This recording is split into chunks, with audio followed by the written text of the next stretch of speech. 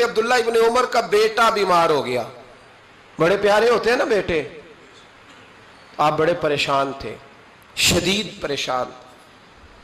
صحابہ کہتے ہیں ہم نے آپ کو بڑی تکلیف میں دیکھا, کبھی اس حکیم کے پاس, کبھی اس حکیم کے پاس, کبھی اس جگہ, کبھی اس جگہ. کچھ دنوں کے بعد بیٹا انتقال کر گیا.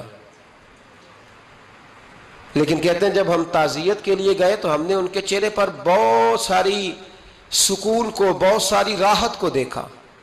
بیٹا انتقال کر گیا.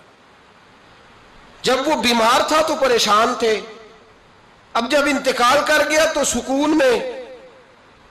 تو کہتے ہیں ہم نے ان سے سوال کیا کہ حضور اس وقت آپ پریشان تھے, انتقال کے بعد تو لوگ زیادہ پریشان ہوتے ہیں, اب آپ سکون میں ہیں.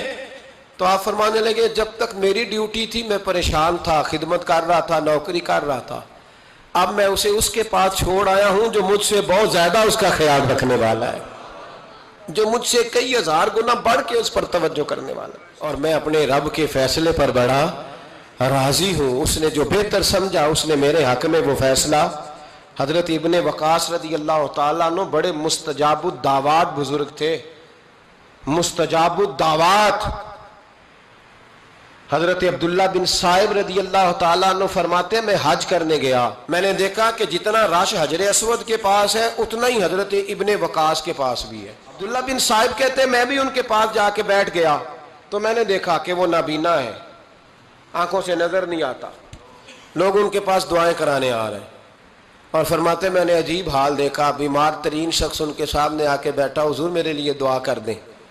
تو فرماتے انہوں نے دعا کے لیے ہاتھ اٹھائے تو وہیں اسی وقت میں نے دیکھا اللہ نے اس بندے کو شفا فرمایا. میں نے دیکھا مقروض دعا کرا رہے ہیں, بیمار, بے اولاد, جو بھی دعا ان سے کراتا اللہ اس کی حاجت کو پورا فرما دیتا. حضرت عبداللہ بن صائب کہتے ہیں میں شام تک بیٹھا رہا, جب مغرب کا وقت ہوا تو نابینا تھے, پھر بھی مجھ سے کہنے لگے عبداللہ ساری دنیا نے دعائیں کرائی ہیں, تو نے نہیں کرانی, تو صبح سے بیٹھا ہے بس دیکھے ہی جا رہا ہے, تو نے نہیں کوئی دعا کرانی. تو کہتے ہیں میں نے کہا حضور میں نے دعا نہیں کرانی, ایک سوال پوچھنا ہے.